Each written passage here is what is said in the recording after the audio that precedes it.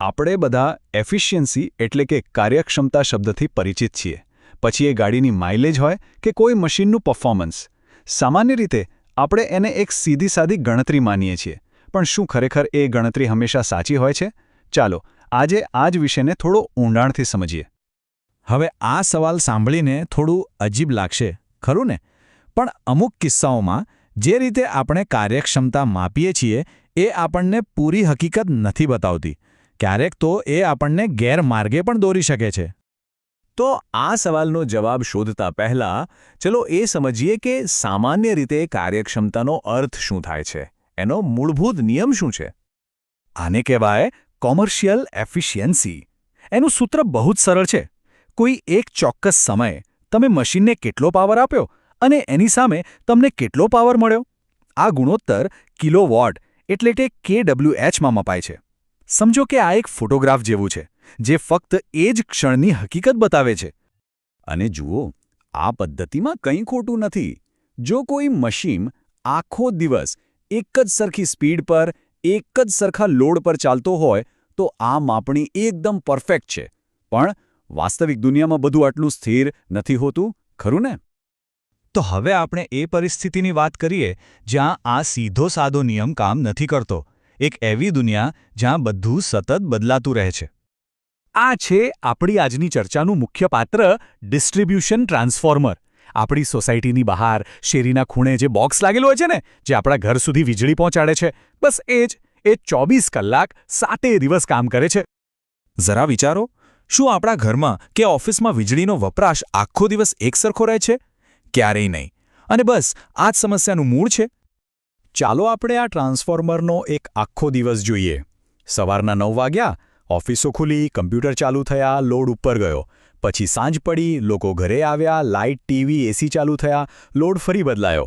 અને પછી મોડી રાત્રે જ્યારે બધા સૂઈ જાય છે ત્યારે લોડ એકદમ નીચે આવી જાય છે. એટલે કે લોડ સતત ઉપર નીચે થતો રહે છે. તો હવે વિચારો, જો આપણે બપોરના 2 વાગે જ્યારે લોડ સૌથી વધારે હોય ત્યારે તેની એફિશિયન્સી માપીએ તો શું એ સાચું ચિત્ર કહેવાશે? બિલકુલ નહીં. કારણ કે એ જ ટ્રાન્સફોર્મર રાત્રે 3 વાગે સાવ અલગ રીતે કામ કરતું હશે. અહીંયા એક ક્ષણનું માપન આપણને ખોટી દિશામાં લઈ જાય છે. તો પછી આનો ઉકેલ શું? જો એક ક્ષણનો ફોટોગ્રાફ પૂરતો નથી તો કદાચ આપણે આખા દિવસની ફિલ્મ જોવી જોઈએ. અને અહીં જ આખી વાતનો સાર છે. આપણે પાવર એટલે કે KW માપવાથી આગળ વધીને ઊર્જા એટલે કે KWH માપવા તરફ જઈ રહ્યા છીએ. એક ક્ષણના સ્નેપશોટને બદલે હવે આપણે આખા દિવસની વાર્તા જોઈશું. આ જ કોમર્શિયલ અને ઓલ ડે એફિશિયન્સી વચ્ચેનો મૂળભૂત તફાવત છે.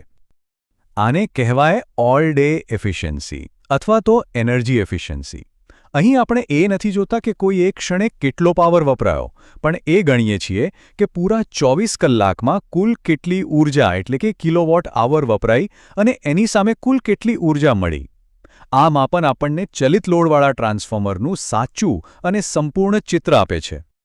ઠીક છે, તો આપણે માપવાની રીત બદલી નાખી. પણ એનાથી શું? શું ખરેખર કોઈ મોટો ફરક પડે છે?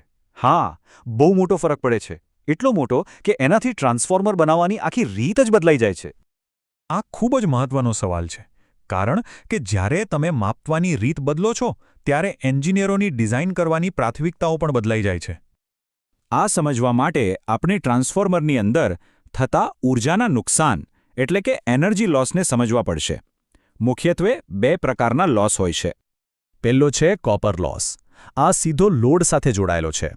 જેમ લોડ વધે તેમ કોપર લોસ વધે. લોડ ઘટે તો લોસ ઘટે. એકદમ સિમ્પલ. પણ બીજો છે આયરન લોસ. અને આ જ આખી રમત બદલી નાખે છે. આ લોસ સ્થિર હોય છે. મતલબ કે ટ્રાન્સફોર્મર ચાલુ હોય એટલે આ નુકસાન થવાનું જ, ભલે એના પર કોઈ લોડ હોય કે ન હોય. એ 24 કલાક સતત ચાલુ રહે છે. હવે કદાચ આખી વાત સ્પષ્ટ થઈ રહી હશે. રાત્રે જ્યારે લોડ લગભગ 0 હોય ત્યારે કોપર લોસ તો ઘટી જાય છે. પણ આયર્ન લોસનું શું?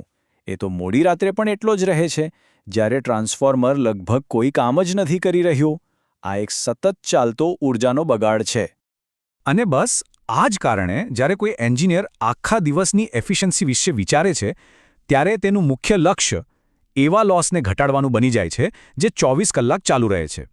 એટલે કે આયર્ન લોસ. તેથી ડિસ્ટ્રિબ્યુશન ટ્રાન્સફોર્મર એવી રીતે ડિઝાઇન કરવામાં આવે છે કે તેમાં આયન લોસ ઓછામાં ઓછો થાય. તો આ બધી ટેકનિકલ ચર્ચાનો સાર શું નીકળે છે? આપણે આ બધું શા માટે જાણવું જોઈએ? આનું મહત્વ શું છે? ચાલો આખી વાતને ટૂંકમાં સમજી લઈએ. સ્ટાન્ડર્ડ એફિશિયન્સી એક ક્ષણનો પાવર એટલે કે કિલોવોટ માપે છે જે બદલાતા લોડ માટે યોગ્ય નથી.